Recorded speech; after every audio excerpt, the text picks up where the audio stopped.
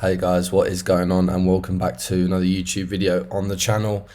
And this week we're just going to be going over Game Week 32, which is still ongoing, and looking ahead to Game Week 33 and my transfer plans and some of the transfers that you guys could be making ahead of the biggest double game week of the season so far. So hopefully if that's something that you guys are looking forward to and interested in, then please do subscribe for more content in the future. But let's just get into this one. And I'm recording today on Tuesday, ahead of the Champions League games, after the Bournemouth Fulham game last night. And obviously we've still got the Crystal Palace Newcastle fixture to come on Wednesday. And so far, it's been a okay week for me.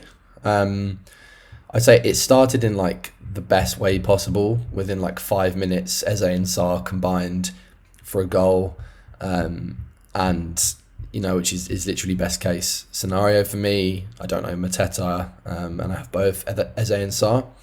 And then within like 20 minutes of that game, it looked like Eze was going to make it 3-0. And then City came back, and not only did I not get any more Palace contributions, but neither of them ended up getting any bonus points. So it was just a 5 and 7 from both of those. But this was my team. The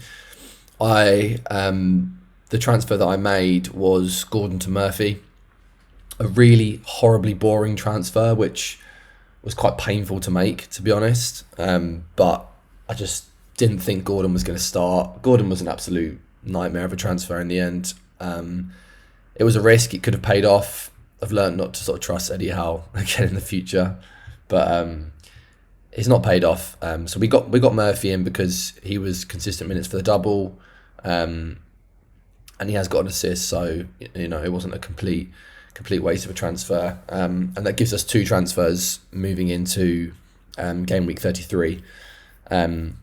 This was the week that I was supposed to play my bench boost. But as you can see from the players that are on the bench, there was no one that was worth playing a bench boost on. So what I ended up doing was swapping out Raya for Verbruggen, who I was going to bench boost, and swapping Vardiol for Nico Williams. And I kind of feel a little bit hard done by here. Like, not massively. Like, Everton are a decent team. I wasn't that shocked they scored, but I guess it was a last-minute goal. And then Verbruggen, Leicester haven't scored since January. And I kind of knew they'd score in this game. Like, Brighton had no Van Hecke, and they have to score at some point. Brighton haven't been like the most watertight defence in the league, but if you're picking a keeper for a bench boost and you've got a Leicester at home fixture, you're not looking any further than that, are you? So a little bit hard done by, but Raya didn't return, so I can't be too disappointed. It's not like I benched 6 points or whatever. And then Gvardiol, as predicted, didn't really return, playing at centre-back. They conceded.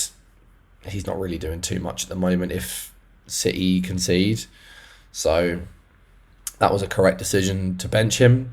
Gabriel obviously still out injured, and Foden, we got the confirmation on Friday night that he'd suffered an injury in the United game, and that therefore he was unlikely to play on Saturday. So didn't play the bench boost. I would have had to make multiple transfers to play the bench boost, and I just didn't think that was worth it. So in the end, I ended up going for triple captain Isak, and it's weird because I was trying to play the bench boost in 32 in order to triple captain someone in 33, but the fixture pile up and the rotation of the players has been probably a bit more than I anticipated, and maybe the options that I would have had in 33 I don't like as much now. And because I didn't play the bench boost, I was like, I think Isak is probably just my best bet through the end of the season. 2 home games. Newcastle look great. They've got no other competitions, and he's one of the best players in the league. And he got me 5 points with 1 fixture to go. I'm kind of happy with it. I think it's like he could have had more. like when a team scores 4 goals and your striker's only involved in one of them, you don't feel hard done by, but there's clearly potential for more when your team's scoring 4 goals. So I think it was definitely the right decision. And whether he does well against Palace or not, he should start.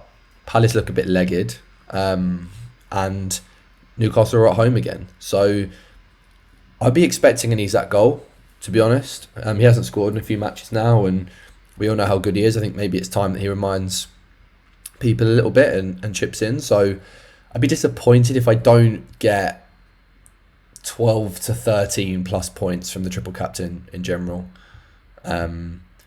So that's a 7 or 8 point return against Palace, which I think is doable.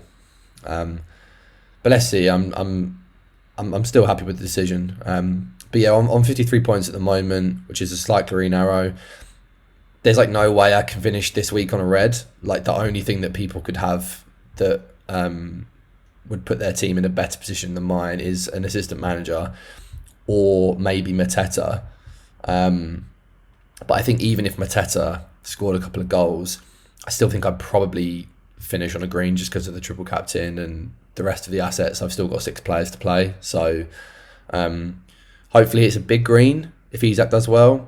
But either way, it's not been a terrible game week, even though not too many players have returned. Salah's got an unbelievable assist. Marmoush chipped in with a goal. And then that's pretty much it, other than Eze's goal. So I'm pretty happy with the state of the team going into next week. I do have 2 free transfers, and we're just going to look ahead now and see how I might use those transfers, and also talk about how you guys might want to navigate this double game week. Because for me, this one's a tricky one. It is a double game week, but it's probably one of the worst that I can remember.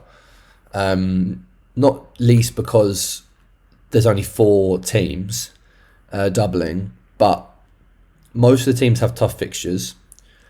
And almost all of the teams have something else to play for. And the rotation at the moment is almost impossible to predict. So when you're looking at my team, for example, I think most people have 2 City assets, probably Marmoush and Vardiel, or at least Marmoush. What will you get from City? And people were talking about De Bruyne. I think De Bruyne is probably going to be a slightly safer pick than Foden, only in the sense of, I think because it's his last season, he will start more often than not, because the chances of him to play his remaining games are limited, and he's playing well.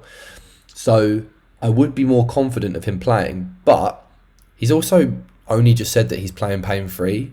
How much is Pep just going to keep throwing him in when they've got so many attacking options?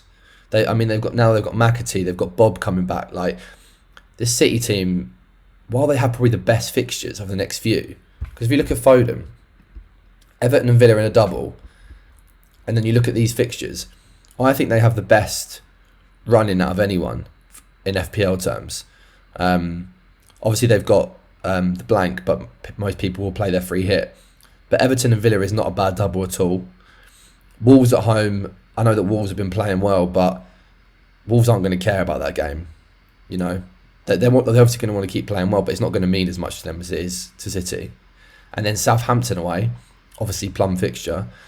And then Bournemouth and Fulham. So obviously Bournemouth and Fulham are good teams, but this to me is one of the best run-ins.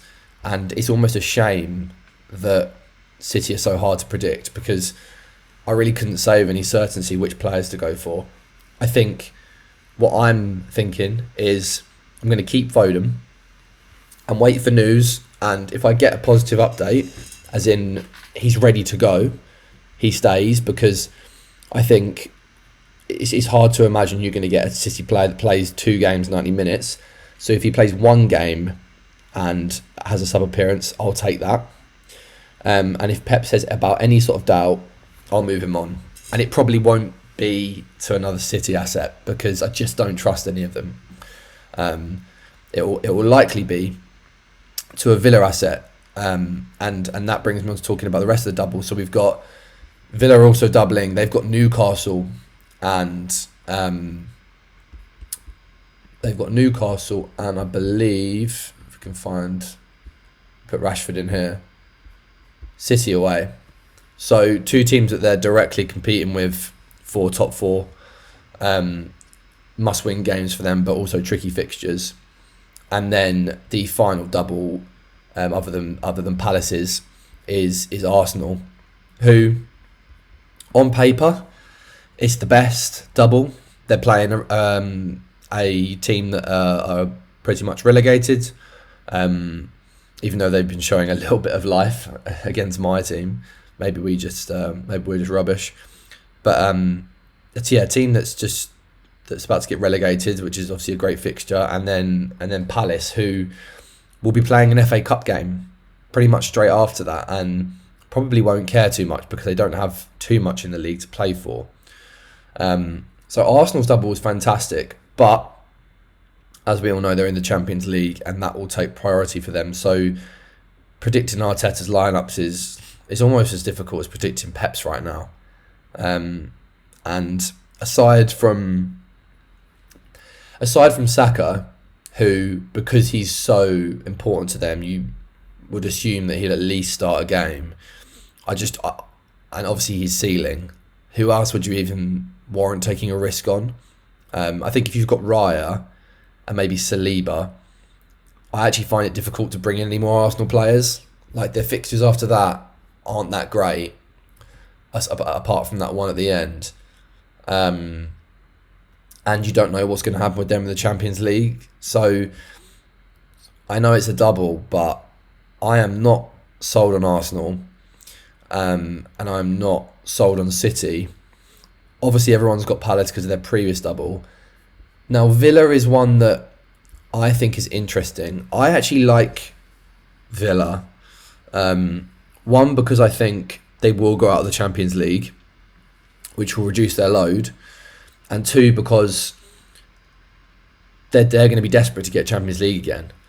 And I know that they have a lot of rotation in their team, but someone like a Morgan Rogers, who I'm probably going to look to get back in. And I even think someone like Rashford, I know he's not necessarily starting every game, but I think it's worth the risk.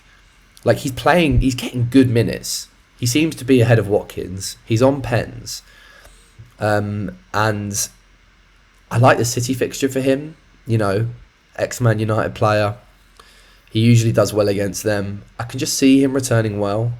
And I think Villa assets are worth a punt. Which I know sounds crazy because their running is not that great, but I think Emery's just got them playing really well, and they just seem locked in at the moment.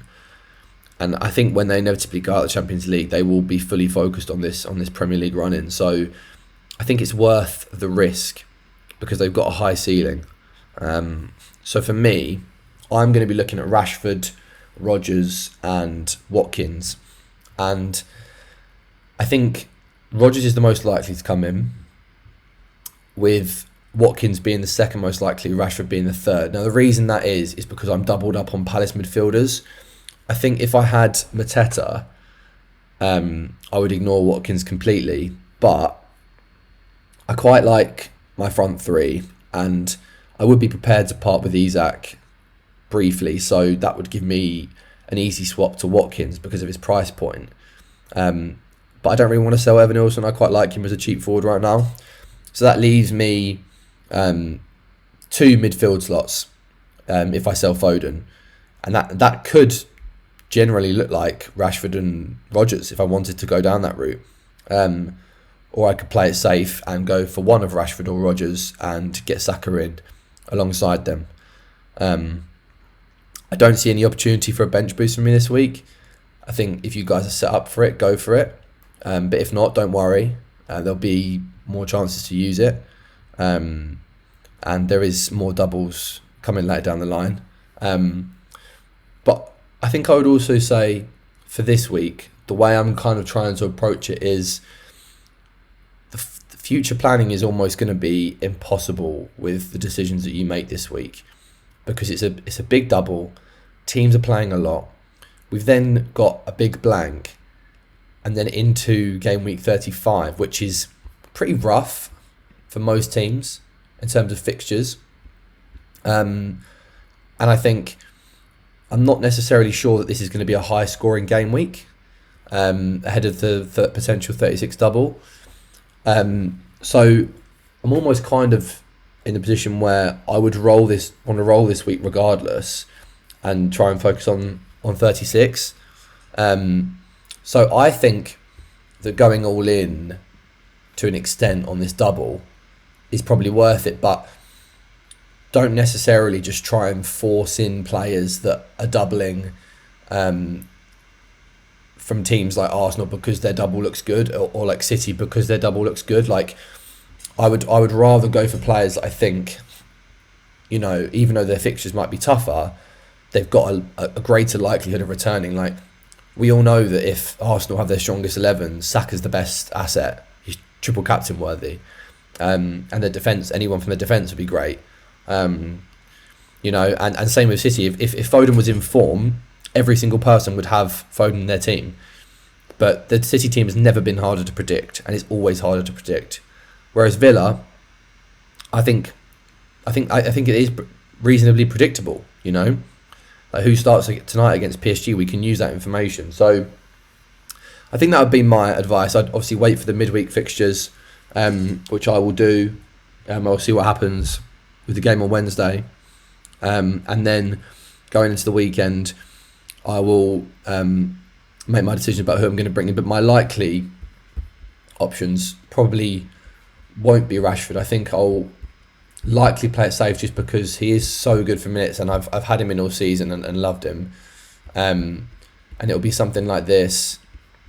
Depending on Foden's fitness, I could keep him and go to Watkins, or I would play Isak and move Foden to either another Villa asset or someone else.